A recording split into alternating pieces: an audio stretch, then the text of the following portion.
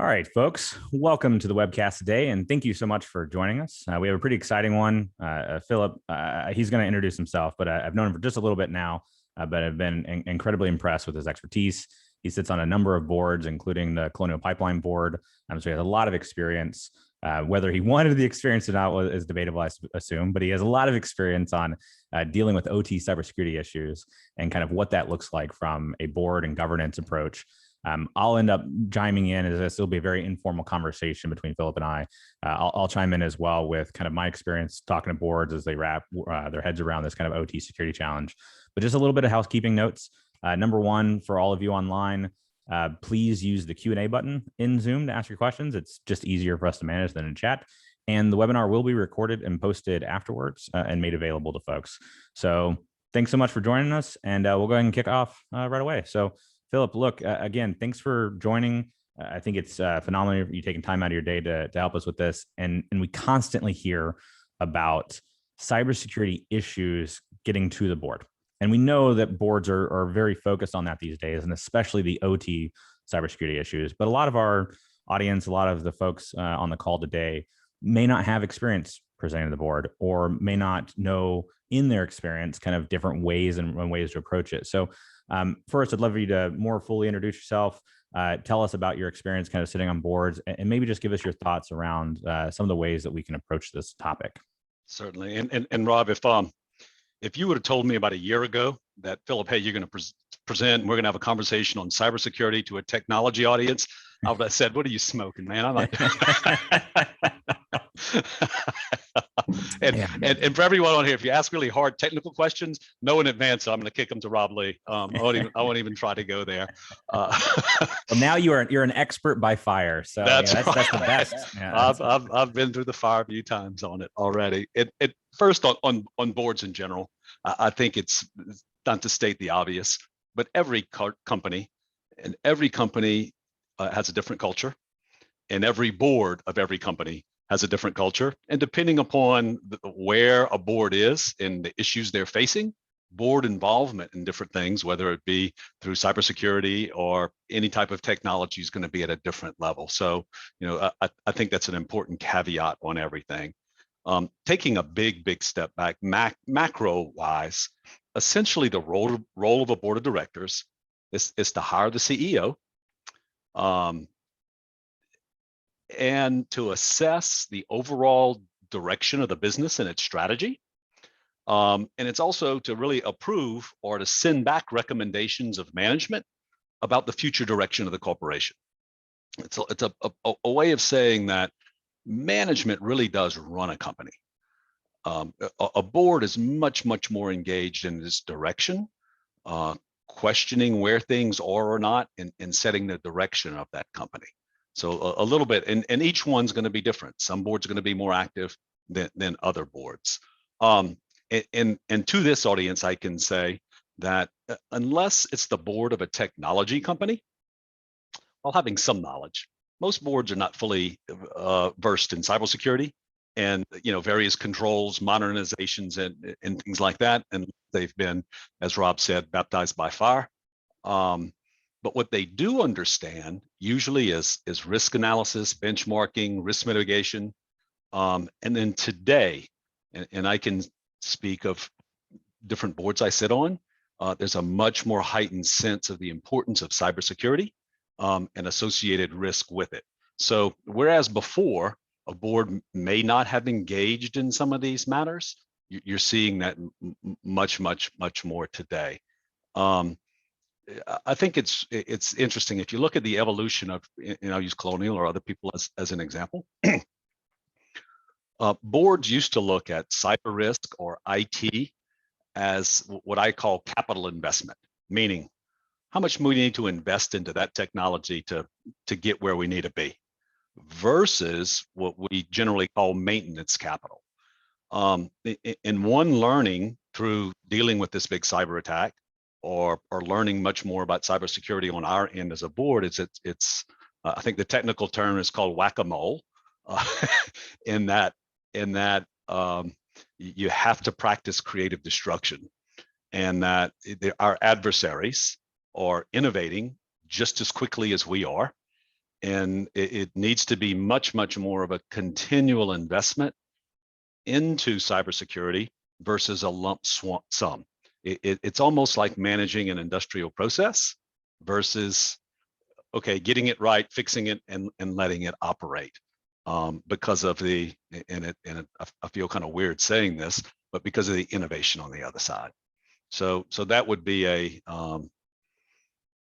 big macro way that I think the biggest takeaway on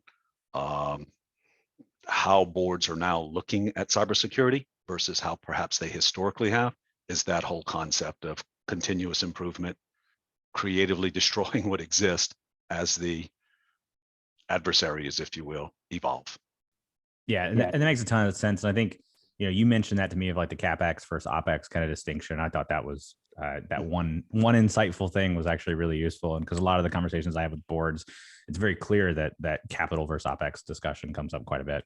Mm-hmm. And what I'm seeing lately, which I'd love your take on, is it's not just a discussion of cybersecurity anymore. To me, the conversations that we're having at a board level across all the different industries is essentially really focused on OT and kind of our industrial plants. And I would offer up my opinion that there's a couple of reasons for that. One of which is you're in the business around your operations environments. I don't think any board, CEO, or management team misunderstands where they generate revenue and kind of how they bring products to market. But I think when we talk about cybersecurity, previously boards had the view of management, please go reduce cyber risk. And they never felt they needed to differentiate between the different types of cyber risk. It was go reduce cyber risk. But because of where we were in the industry, digital transformation projects, whatever it was, that historically we were more disconnected. And a lot of that cybersecurity risk was enterprise IT cybersecurity risk. But because of changes in our industries, and now we're seeing that firsthand in the attacks that manifest as well, boards are becoming chiefly aware that there's been an underinvestment on the OT side of the house, where most of their actual business is generated. And so it feels a bit like a pendulum swing of saying, look, we don't want to focus on IT or OT, but we're telling you there's unappreciated risk over here. So if that's the OT stuff, go fix that because that's the business critical piece. And so I'm just curious, kind of with that lead in the boards you've been on, kind of how the OT specific portion of these discussions are coming up and kind of your take on the opinion I just put out there. Yeah, let me put it in this perspective. If you'll take even the colonial, cyber attack, much of the media attention was on the ransom, Russian hackers, all that kind of sexy stuff, and how did they get into the systems and all that. And the president of the company made appropriate, and actually he handled it very, very well. Very well. Made very good management decisions. But all of those issues that the media and others were focused on, I won't say they were easy decisions, but they weren't the most critical ones. The most critical decisions were, any risk to the integrity of the asset, and the communities where we operate is most paramount. And in that system, I mean, the hackers did get into the IT systems. I think they got into the jump host, but never did migrate over into the operating systems. And coming from a company that safely operates many, many industrial processes, our focus, even as a board, was much more about, was there any migration into the OT system versus being confined to IT. Rob can much better explain those nuances. But from a corporate perspective, sometimes, or in this instance, it's probably much different than where the attention is from a media perspective. Yes, we'll run through a presentation on this is exactly what happened, when it happened, how it happened, those little variables. But at the end of the day, our focus is, and if you think about of risk and risk, cost, benefit, all those different sides of it, it's how safe is the integrity of our system and our asset, that if someone really got into it, the consequences could be much more substantial. So on that side of what we as a board speak about are much more on the greater risk than the initial penetration, if you will, into the system. Absolutely. And I thought that was It's a good point. I thought it was super interesting, not just in the media, but even in my community in the InfoSec kind of sphere of social media and stuff. Everybody looked at the Colonial Pipeline attack and saw what they wanted to see. They took kind of their flavor from it. And I was kind of troubled. I don't want to focus too much on Colonial, but I was a little bit troubled on two things with related to Colonial. One, even some of the ICS cybersecurity professionals were like, "Oh, that wasn't an OT incident; it was an IT incident." I was like, "Guys, it was an OT incident. It wasn't an attack on OT equipment, and Colonial did so many things right." But one of the things that Joe said in his presentation and testimony, and so only citing publicly referenced materials here, was that it hampered his ability in making decisions by not having the visibility into the OT side to know that it was good. So again, not to get into any Colonial's business, but the reality of the situation, probably the second thing that bothered me was I think they did not get all the credit they deserved for how they handled that and the hard decisions that were made. But I think when we as OT professionals think about enabling the business, it's enabling the management team and others to be able to make the hard calls in these kind of scenarios. And if we don't even know the state of our OT environments, then everything inherently becomes an OT incident when you have to make operations calls on that lack of insight. But kind of digressing there for a second, no, I think that's really good. Well, and yeah, go ahead. Well, I'll put it in perspective. When the president of Colonial calls me as a board member and says, "Hey, look, we had a cyber attack," and being intellectually honest here, in my mind, yeah, somebody got into our system. As you see all the time, people phishing and all that stuff. You don't realize the depth of the issue until it begins to evolve that way. Yeah. And then as it evolves, and you think about things that Colonials did very, very well, it literally shut down the system. Yep. Never done that. I mean, it's often shut down segments of it, hurricane impacts, things like that, but shut it down, which literally provides a huge percentage of the transportation fuels for the East Coast of the United States of America. That's one of the reasons that it was received such a great deal of attention. But they did that because they didn't have with confidence that they could operate that line safely. And well through the organization, individuals, management, operators have decision rights that if they can't operate something safely, they need to shut her down. And they did it, and it was the absolute right thing to do. But if anything, it underscores the importance of the OT side of it much more than the IT side of it. Yeah, no, absolutely. I think, yeah, it just goes back to the point of, I don't think boards would like to have to be involved in cybersecurity, but when we can't assure the cybersecurity of our assets, that obviously becomes a board level discussion. But more importantly, I think not to just pay all the industrial asset owners credit here, but in a way, like if you look at trends and benchmark in the industry, it's commonly noted that the industrial community underspends in cybersecurity relative to other industries. And while that may be true, the thing that doesn't follow that statement that should is they are all hyper-focused on safety. And so there's a lot of things that the industry does that may not sound like cybersecurity investments, but when they go to being able to operate the plant safely or keep our community safe in a cybersecurity incident, it is cybersecurity investments they're making. So I just generally don't think they get the credit they deserve on that. But yeah, so yeah, go ahead. Yeah, I said if I was a CSO officer or someone speaking to a board about these matters, I'd be discussing the range of risk, the range of outcomes, not necessarily this worst case scenario stuff that you sometimes, we have to do this because of X, Y, and Z, because this is how boards usually see it. It says, look, here's the issue, here are the range of risk, the range of outcomes, kind of a gap analysis and a long-term value proposition, meaning as a company from doing our initial assessments, this is where we are. This is where we could be. You need to be prepared with benchmarking. What does good look like for a relative company operating similar assets in a similar space, and a solid point of view on the right level of initial investment to mitigate those vulnerabilities, reduce those surface attacks, and then, but just as importantly, as we discussed, the maintenance capital, just ongoing cyber hygiene. How are you going to keep up with the bad guys and what's going to need to take place continually to make certain we're on top of that. So it's really just, here's the risk, here's a range of things we can do. This is where we need to be to mitigate any risk associated with it. And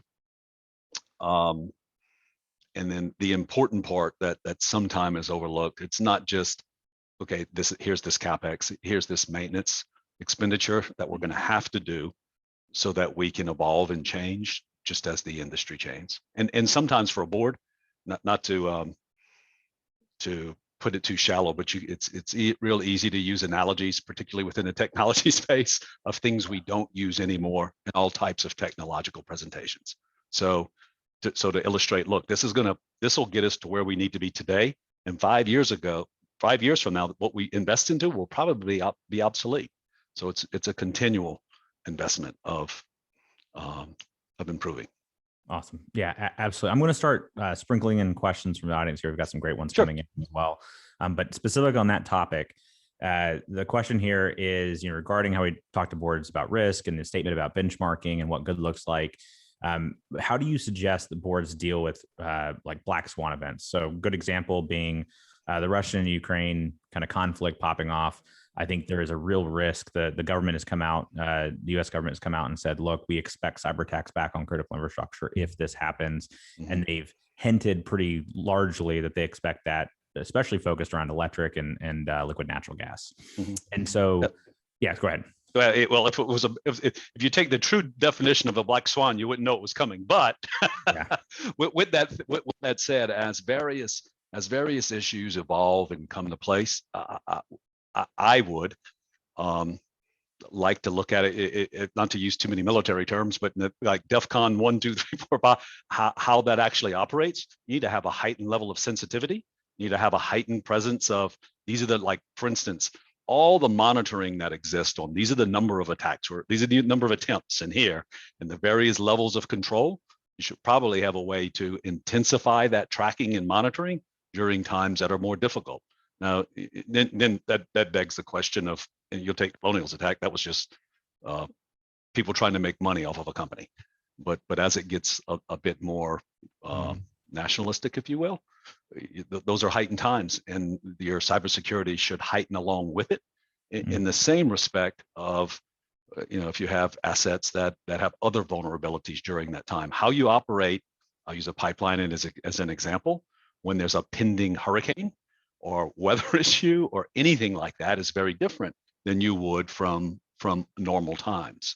So having a system of levels, it would be very, very useful, particularly as it's monitoring.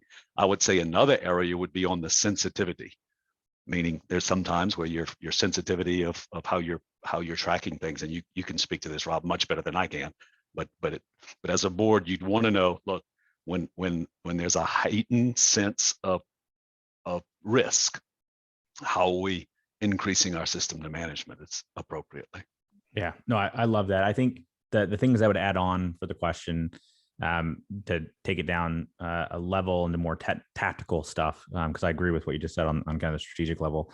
I would say, number one, as practitioners in OT security, it is incumbent on all of us to make the kind of investments that are scalable. And what I mean by that is, if we approach the problem by scenarios, not just technical controls. Hey, here's a ransomware scenario you want to be able to deal with. If we're an electric company, here's what happened in Ukraine in 2015, 2016. Here's the scenarios we need to be prepared for. Like if you do things based on kind of that scenario planning, which actually goes really well with our safety cultures and kind of the safety planning, then what you'll find is a lot of the technical controls we're putting in for day-to-day work and the processes around them are the exact same stuff we're going to depend on for those black swan events. And so there's kind of a scalability of, we're made one investment, but it's actually valuable in many different ways. And I think sometimes it's just incumbent upon us to be able to articulate that. And I think the best way to drive confidence in that I've seen, and I'm interested in your take on it, is generally around like tabletop exercises at a board level, which isn't necessarily focused on management day-to-day decisions, because we expect the management to do that. But it's on not only instilling confidence to management, but ironing some of these things out around comms plans and coordination. And is there any legal and regulatory compliance things that we need to bring up of, hey, if such an event were to happen, regardless of how it technically occurred, what is our role as the board, and how are you going to brief us, and how are we going to have more sensitive discussions and so forth? And so I think those two things end up being really useful for anything, but especially those type of more severe events. I'll at risk of aging myself, which I'll do. I think the last time this happened was Y2K. Very in a similar vein to the question. I remember when Y2K first came, you had different, centers and all these. I mean, hell, I actually looking back on it retrospectively, I'm going, I should have had much more fun welcoming in the new millennium. But instead, I was at a control center at an ammonia processing facility with all these contingencies if something would change. So I guess as things heighten, or which really wouldn't be a black swan, but as things heighten up, then you mobilize around it, and as a board, you expect management to mobilize around it. No, absolutely. And kind of just going with that, and another question that got asked is a little bit tangential, but similar. When we're talking about making these investments, sometimes we can make investments and then nothing happens. Y2K, quite a bit of folks in the community are like, see, it was overblown, when in fact, it actually wasn't, but there was so much work that went into it that it just didn't materialize. And that's great. And so you kind of don't get credit for the things that don't happen, right? Well, it's just like incident response systems, Rob. Yes. I want the best trained, best equipped, ready incident response system that we'll never have to use. Yes, exactly. And that's where you need to be in this area. It needs to be looked at very similar to what you do through mutual aid agreements when, for God forbid something critical does take place at a facility. So investing in something like this that you never have to use is not an unprofitable investment. Yeah, but this is the heart of the question. And I don't know why. Obviously, it comes off of experience, but I don't know why a lot of cybersecurity professionals feel that they have to have a return on investment and everything. There's plenty of parts of the business that we don't have an ROI on.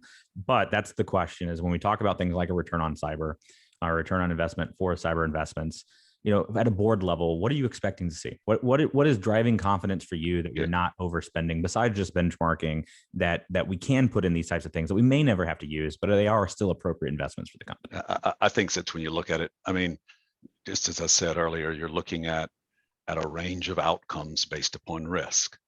And there are a lot of things that we do enterprise-wide. Even think in this COVID world, some of the things we do to mitigate risk. Mm-hmm. And it needs to be looked at from that perspective of this is what good looks like, this is here, and this is the risk that still exists. And even to that perspective, when I see not daily numbers, but when I see numbers of this is how many tens of thousands attempts to our system that we receive today, after a while you get grown a little callous to those. Yes. But at the end of the day, you have to recognize that, look, this is in the Colonial, just one. I mean, there's a number of cyber attacks, and particularly on the OT side, articulating the consequence of a cyber attack and what could happen if someone got control of your operating system, that'd be terrible. For the communities you operate, for the employees, for the integrity of the assets, everything. So I think just saying, hey, look, this is what we have to, this is what we're up against. This is the evil, and like it or not, that's reality. Yeah. It's almost binary. Yeah. Yeah. And you I mean, again, just like mutual aid, just like incident response systems, you hope to never have to use them, but thank goodness they're there. Yeah, absolutely. Yeah. I think, again, when we talk about like scenario planning, stuff that I've written about before is once we get alignment at a board that we want to prepare for these types of scenarios, it's almost binary at that point. It's not up to the board to then nickel and dime on, well, I don't like how you're approaching this technically. That's for management. But hey, we had alignment that we want to have risk reduction against that. Whatever that package looks like, let's go do that. And I think realities of, just like many things in society, more spending is not necessarily better. It is, given unique nature of this company, this asset, what is right. to mitigate that risk within this environment. If it's a, kind of like many things, spending more resources is not always the answer. So sometimes it's the directed resources. Sometimes it's the decision rights and authorities of a CSO to do the things that are needed to do really quickly to mitigate risk. Sometimes it's management systems around how cybersecurity works relative to other security systems, and you're not, immobilized as a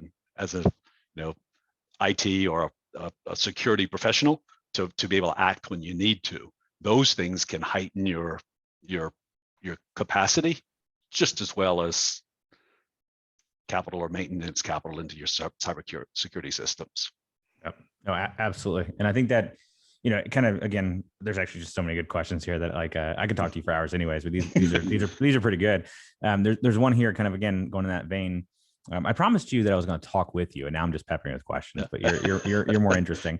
So anyways, it says, my board member keeps coming back on this topic of OT. So they're talking to the board and it keeps coming back. And the question he keeps getting is, what are the chances of an OT hack actually happening? And then the following questions are, what would the impact be? What are you advising on my next steps? How can I bring to the table something to convince my board of changing something? And I will preface this with my own kind of bloated opinion, which is I really hate frequency discussions of things that we can't control. Yeah. And in process control industries and things like safety, you can absolutely think about frequency because there's not an adversary involved. There's actually just chance and kind of structure in place. Same way we think about SIL ratings and similar. But with adversaries, they have a vote. And I don't like to convince people that something is really unlikely or really highly likely. You can do it a little bit at a high level, but to me, the focus area is what you were just talking about, which is impact. Like, do we accept this impact? Yes or no? But I'm interested in your take on kind of that question. Some of those, like when you get into probability of here, I mean, hell, you can get into what's the probability of an asteroid hitting our facility, and it's interesting industry from a years ago. I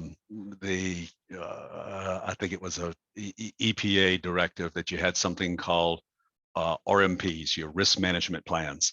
And that was basically, you had a vessel that contained some sort of toxic chemical and was totally released into the atmosphere. Where would the plume go? And there's a lot of exercises and such done around it.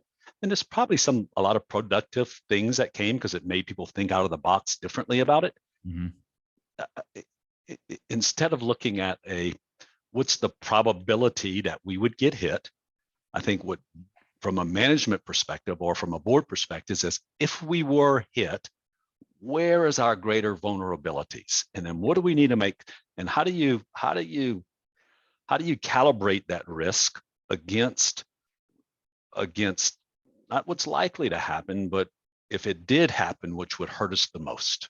And in our instance, or most industrial processes, it's the OT system, meaning if you get into this OT, it's not good. So in those things, is that a 1 in 1,000, a 1 in 500, a 1 in a million chance? That's just a matter of whether or not a criminal, and that's what they are, get into your processes, and to handicap that would just be a swag, some wild ass guess. So I agree.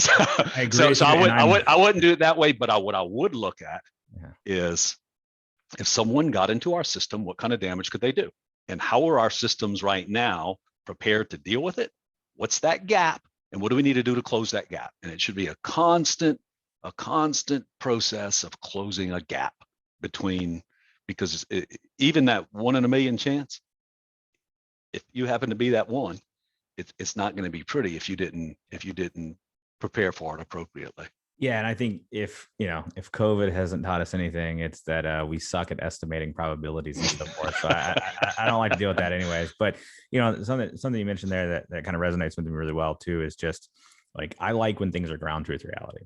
So if it's a scenario that's actually happened, let's talk about it and plan for it. If it's over the horizon, hey, I saw some research that maybe one day somebody could figure out X, like I don't know that those become board level topics at that point. No, and even at that level, think about what your management does and what your board does. What your board needs is to understand the direction, the strategy that management's taking around these matters, and to mitigate risk associated with it.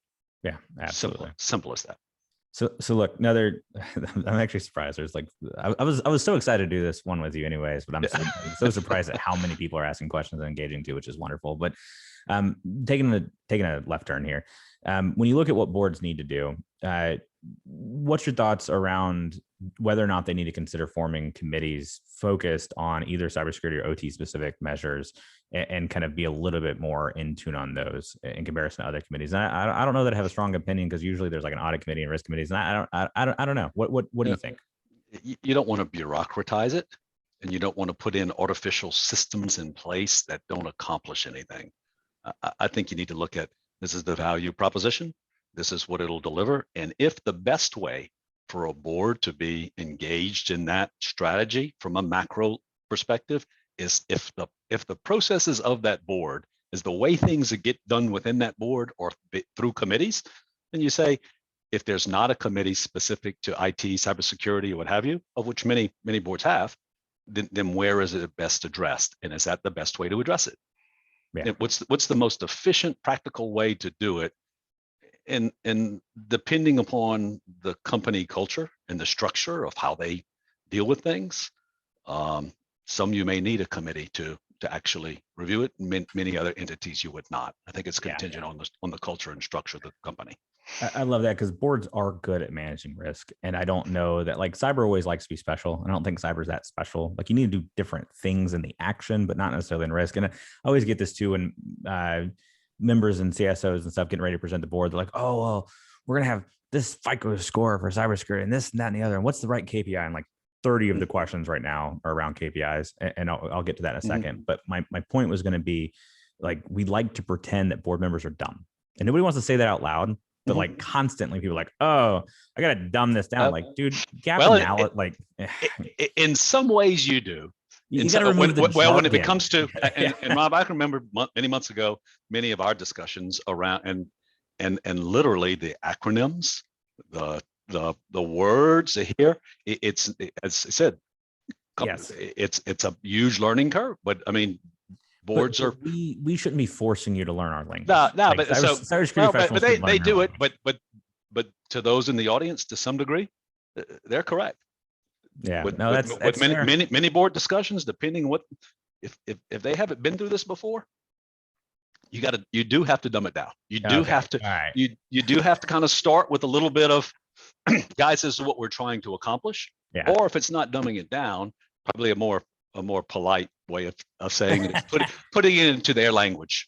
And see, that's what I agree. In a way that they can understand. But you know, these are people who make all types of decisions. Usually, it's no different than the financial acronyms and the various tranches that we'll go through. On it's just a different subject matter that you have to. But they'll look at it probably in much the same way that they do other strategic decisions on the future of the company. If you are smart enough to handle GAAP revenue accounting, you are smart enough to handle cybersecurity. Okay, we might need to change the language, but it's not that you're dumb. You know, you also have to think about things that, what does a board not need to know? Yes, I mean, that's what people stand up. You get it. You get in a technical. Sometimes you're in presentations and someone's into a minutia of detail that really doesn't determine. You know, again, think about the role of the board is to, approve, send back for amendment management's recommendations about the future, and does that information help them make better, give them greater insight into a particular direction it needs to take, that a board member should not be. That's not their comparative advantage, is to be technically astute. That's why they hire people. As an ADD aside, I find myself, after I read the book, using comparative advantage probably 1 million times inside of Dragos. Well, do we have a competitive advantage or comparative advantage? And like, it's so good. Yeah, I've drank some Kool-Aid, Philip. You know, but it's good. It is. Anyways, I digress. But I'm gonna focus here for a second, because, like I said, this is like 30 of the questions as around KPIs and so forth. when I look at what people want to put in front of boards, I do hate most of it. Now, and everybody's got their own flavor, but I don't like the, see, we're a 93 out of 500, or we're this or that, or here's this NIST cybersecurity framework score. To me, it is much more like, let's just have a conversation. What's the risk? What's the strategy behind it? How are we measuring the outcomes and so forth of this? And so on that kind of vein, a bunch of the questions are around various things of what are the right KPIs, what are the right benchmarking, whatever. So just generally speaking, as a board member, when you get presentations from management talking about cybersecurity, what are you expecting to see that drives confidence in the decisions that they're making? I see where that's probably the genesis of those numbers, or in most industrial companies, people that have very complex processes are used to OSHA recordables, and we have strong safety cultures, and everyone wants zero accidents. And we had this like you have various incidents that have various levels of risk, or rather severity to them. And so they're used to getting those OSHA numbers and stuff. And I would guess that that's probably the genesis of where a lot of it comes from. At the end of the day, when you say the numbers of, okay, this is how many attacks we had, and this is how many, things we intercepted and such, it is almost meaningless. What is meaningful is, this is the risk, this is the gap that we need to fill, and this is how we propose doing it. Much more than, I don't think there's going to be metrics that will change what you need to do or not do. And many people would probably argue with that. They'd say, "Oh, you can." I completely it's like, what about risk? How do I mitigate them? It really. And then what's the proper level of investment to achieve that? What are we trying to accomplish? What's our outcome? And the old saying of, what is it? As simple as something can be presented to achieve what you need to achieve, no simpler. Yes. Keep it simple, stupid. Yeah. Well, you have to keep it simple, but you don't want to overly complex something to illustrate, your depth of knowledge into an area. It's like, what level of knowledge is needed to achieve what we're trying to accomplish here, and it needs to be. Sometimes that can be a complex conversation, but don't overcomplicate it for. Yeah. No, absolutely. I feel. We'll end it with that, because that's good on that topic. But for some reason, I feel practitioners want to hang everything to a KPI or a metric, as if that was the language of these discussions, and it's just not. Like, they can be, if you could point to a metric that said, if we can reduce this number of first wall attacks in the here, then that will decrease our probability of. If you had something that illustrated an end result outcome, within the cyber world, I've seen some, but I really haven't seen any that have been, that if we can change this number, then we can change the system. Because to me, it's all about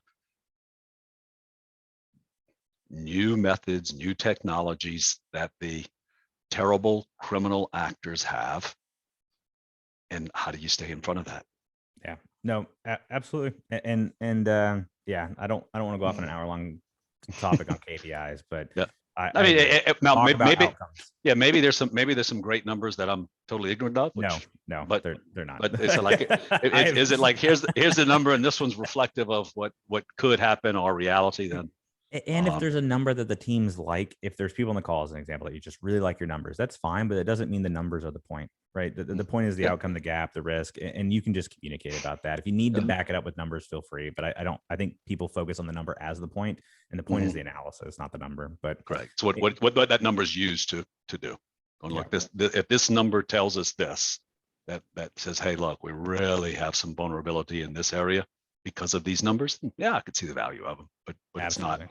I don't think it's a tracking. Yeah, this one's really good. I know. Yeah, thanks, Jeremy, for asking this one.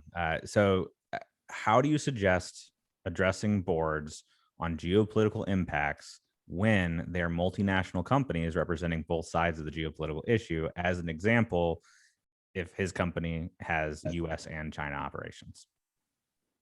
That's a spicy good one. That is a good question, and we have, Yep. company I work for, we have we're in 60 countries. We have assets both in Russia and Ukraine, so I can relate to it. I wouldn't over concern yourself with political correctness.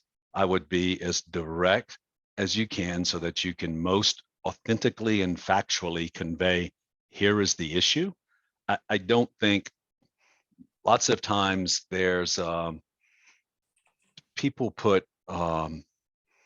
hyperbole or rhetoric around something kind of subjective, your opinion on whether or not, I don't know, European forces should be building up on the Russian-Ukrainian border, or that's bad, or what Putin is doing around this is good, or China's total seeing everything you're doing. I think in this world, the whether or not that is good or bad is not relative to what needs to be done in the area of cybersecurity. So I would have the conversations be much more factual, and if to make the conversation work appropriately, that says, this is the geopolitical thing that's taking place between China and Taiwan. These are our Taiwanese assets. These are our Chinese assets. We have to understand that this type of activity is going to cause this kind of reaction, and we need to be prepared around that. So it's really not, I guess I'm saying I wouldn't put a value judgment on what's taking place, but you do need to articulate the reality of these types of activities taking place and how you need to position. If you own cybersecurity, when this is a risk, or this is how it affects my business, then that's what I would focus on. And you need to be factually, you need to be correct, you need to understand it, but I wouldn't put a value judgment on it. I would do it much more on, this is reality of the world. Candid, direct, transparent. Yeah, absolutely. Love that. Not that this is good, or it's not like, I'm from Louisiana originally, so it shouldn't be them damn Louisianians are doing this terrible thing again, X, Y, and Z. It's just that it's superfluous to what you're trying to accomplish. But yeah, I love this, by the way, and I hope everyone on the call doesn't mind me being a little coarse here. But we got 1,000 people for this webcast, probably more after, and you're all taking advice from a board member from Louisiana and a kid from Alabama. Bubba's ruling the world, man. Like that's funny. I'll just say, I guess that to answer the question, these geopolitical forces take place now. They get heightened. They're always at play. Yep. I don't think a value discussion on whether it's a good or a bad geopolitical involvement is gonna, unless it affects what you should or shouldn't be doing. Yeah. But from a cyber perspective, I think it's just, this is reality. These are the facts. It's the same thing. How do you put all the cards on the table so that you can prepare appropriately? And this is a same thing for us in a completely different angle, but I just want to tack onto it, where even like from our company's perspective, we do business around the world, and I've gotten asked that by government officials before on, Dragos deploys technology to help people protect their OT environments, and has teams like incident response firms that get called in to help them. What would happen if you're operating in a country that gets attacked by ally or US? And my statement on that, back to the FBI guy who wanted to, I don't know, have a fight about it, is, look, I'm not involved in that.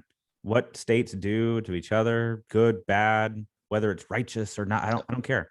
My care is to our customers. We have a duty to protect them. If it is somewhere that you're about protecting assets. Now, I'll switch this on you, Rob. If what your company was doing was actually the attacker, and they were taking your stuff to go against U.S. interests, then I think a lot of people would have problems with you. I think that's a different discussion. Yeah, that's a totally different discussion. But we're talking about risk mitigation of bad people doing things to a company or an asset, and we need to protect But I think that's companies and assets from doing bad things. Now, if you're on the opposite side of that equation, then you've got some. No, I think there's a liability discussion that we just skirt over, and to me, that's something I am seeing more boards come up in discussion to the government.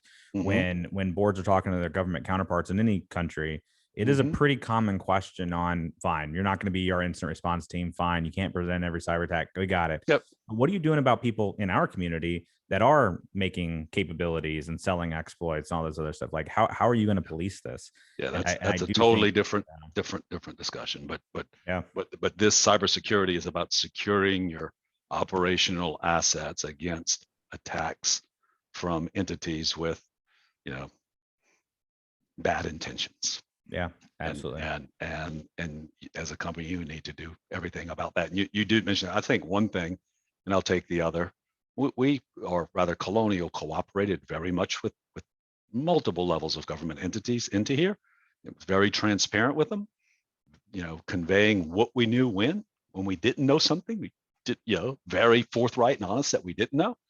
And at the end of the day, that served to their benefit to do that. Absolutely. Perfect. All right. So switching gears on you yet again. It's just constant.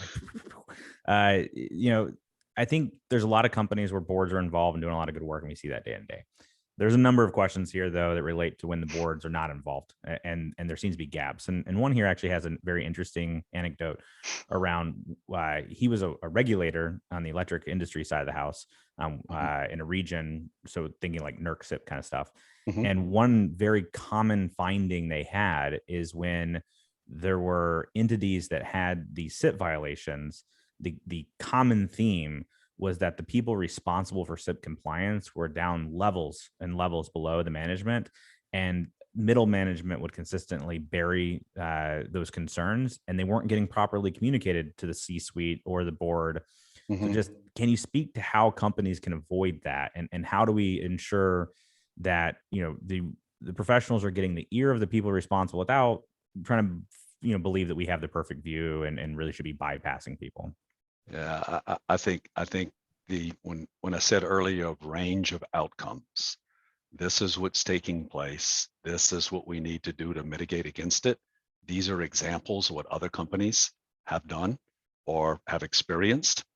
Is what you can do. It sounds like if it's kind of buried within a company and their culture, I find with most, as you said earlier, most heavier industrial facilities have so much of a safety, and it's particularly true on the OT side, and maybe, and this, I'm just thinking out loud here, addressing it from an OT perspective versus an IT perspective might be the best route to achieve that. Because if you're talking about getting hit here, that, and it's kind of inside of the system, and this is what we're doing, oh, these are the investments we have to stop, employee trainings and what have you, it might get pulled there. But if you get more into the operational side, that might bridge that gap.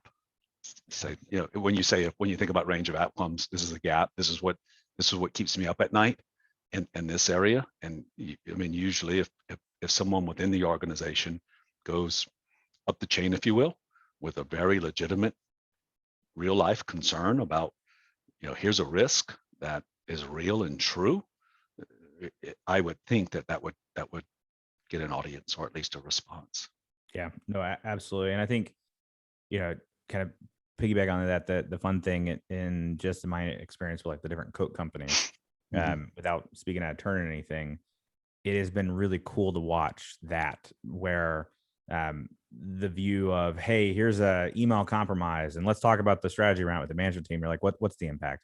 It can result in like $35,000 loss. And it's like, it's fine. Like, I'm not saying it doesn't matter, but y'all go handle that. We don't need to deal with that. Hey, this one could have an impact of hurting just one person. Whoa, timeout. What are we doing as it relates to that topic? That's important. And I think that speaks really highly to this community, and kind of what we value, which is awesome, people over profits. But it's exactly what you just mentioned of, if you can tie it to kind of those range of outcomes. Yeah. And in our company, we management is much more bottom up versus top down. Meaning it's how, because that's where the highest level of knowledge many times exist, and where true change can take place, and people can truly self-actualize by, identifying in our culture, in our world, someone deep within the organization identifies a problem, or even better, an innovation or an opportunity to fix something. That is celebrated in many different ways, financially and otherwise, to, how do you bring that to the front to make things better? But again, it's a little bit of corporate culture of that we try to instill, of a bottom up versus the top down. Yeah, but I mean, you hit on culture, and even going back to the regulatory discussion with like people finding findings and burying them. If you've got a culture set by the board, the management team, where that's getting buried, there's other non-security things that are getting buried too, and that stuff's going to catch up pretty quick. Good. So look, another kind of just interesting one, like just piggybacking off of your comment about having international kind of focus. It's more of just a curiosity question of, internationally, would you say there are important differences between how boards act and like what you've seen kind of from different parts of the world in terms of how the board is involved? Yes. How I even open up, each company, each culture is different. How nuances of management styles across those go through many generations of a company's ethos and culture. Now, ultimately, a company unto itself has its own culture, but how management operates and stuff almost has to reflect some of the nuances that exist within various countries. I mean, and even to the degree where we're not organized this way, but many companies have like a board of managers or what have you, reflecting regions that exist in different areas, just so that those nuances. And usually what I found is that most companies, I think, have a certain set of principles which are universal, meaning that, look, this is what we value. These are our values. Is this antithetical or consistent with our principles? Then you get into strategies and tactics of how do you motivate, how do you inspire, how do you do things with various employees in different areas? What do they subjectively value? And then that expresses itself in many dimensions in different cultures. And my advice, and this is less of a board thing, is maintaining true to your principles, but deferring to local knowledge on how to best accomplish things in a different region. Meaning, true to your principles, true to what your values and what's the right thing to do. But then the best execution of that, more bottom up than top down, with a lot of deference played to local knowledge and expertise and comparative advantage, than it is to some top down approach. Yeah, I mean, that's where I kind of man crush on Chase a lot, though, is the principled entrepreneurship. How do we do this with principles, no matter what we do? Focus on being right, then we'll figure out everything else. And then the other part, not that it'll take care of themselves, but it usually it makes the decisions a lot easier, because you go back to if you're a principle driven company, and this is a lot of things that board go, what's driving those decisions and all that.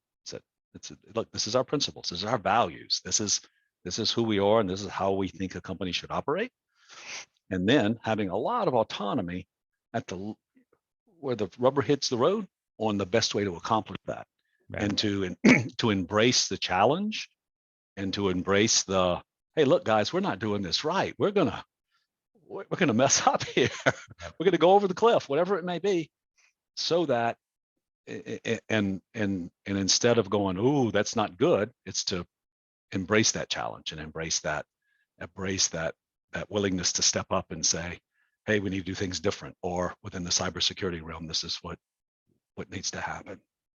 No, absolutely. All right, so we got time for, I think, 2 more here. I'll take the first pass in this one, and then anything you want to comment on.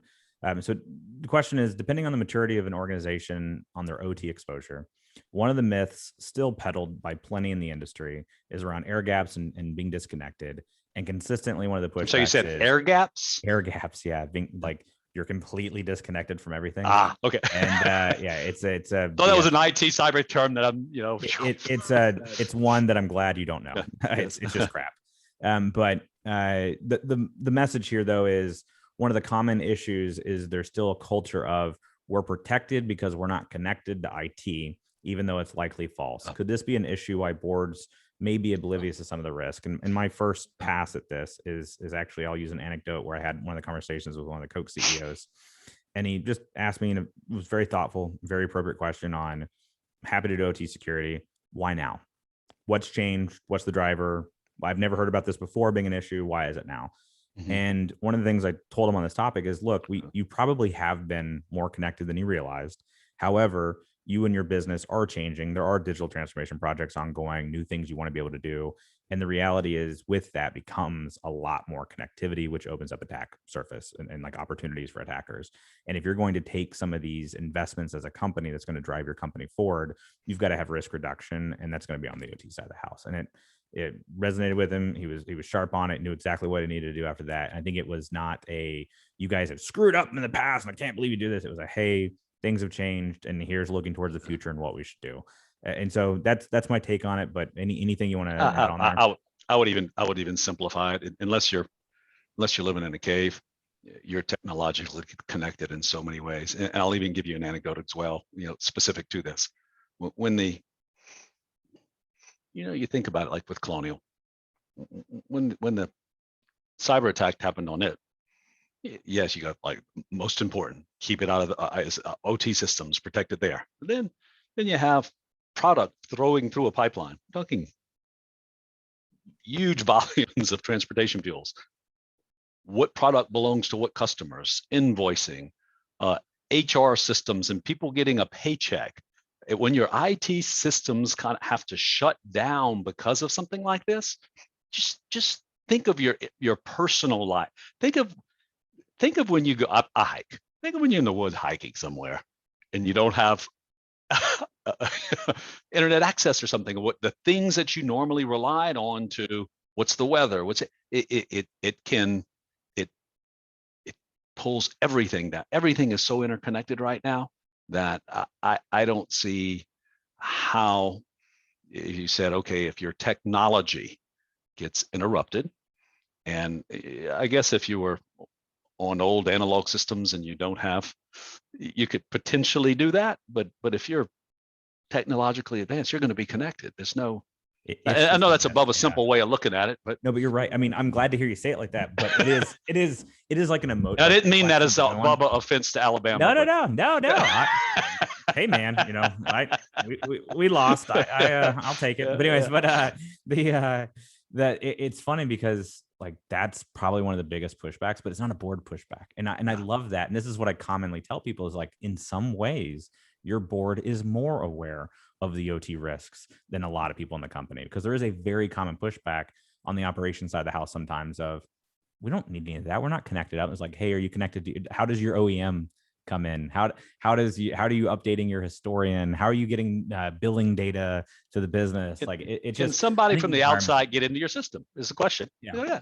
All those, exactly. And it's usually, I mean, one thing that we haven't talked about, Rob, is at the end of the day, it comes down to people and training and people and understanding the risk, and that whole side of it is, how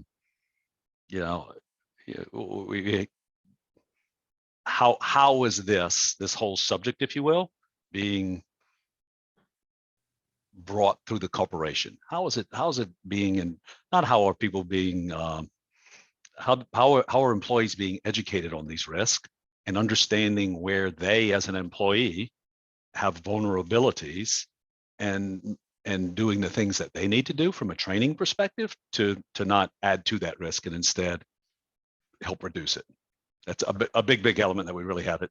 Yeah, no, I think that's a great place to start wrapping it up though. So just we'll take final comments here. My final parting shot to everybody is, as it relates to OT and talking to boards, my general recommendations is the role of the board, and the thing that helps out the organization the most is getting alignment on what are the OT risks that we care about.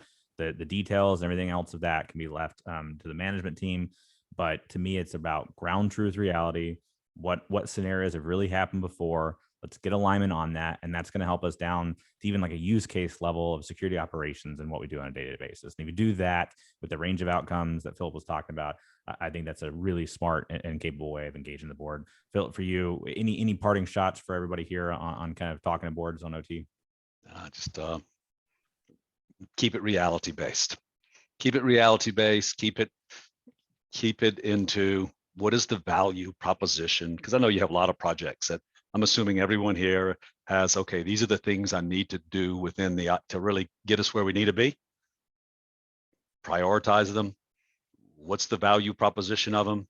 Focus on the most important ones first, or the ones that mitigate the most amount of risk for first.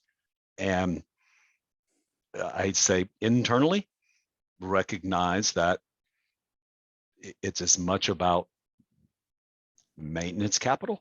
It is about CapEx, because the other side will continually evolve, and as a capability, if you will, you need to evolve as well. Absolutely. Look, I always learn something from you when I talk with you, and I really appreciate you taking the time out today. So thank you so much on behalf of all the audience and folks here. Thank you again for taking the time. It's been fun. Yeah, for the rest of you, thanks. Take care, y'all. This recording will be up, and yeah, take it easy, Philip. Have fun. Great. All right, later, y'all.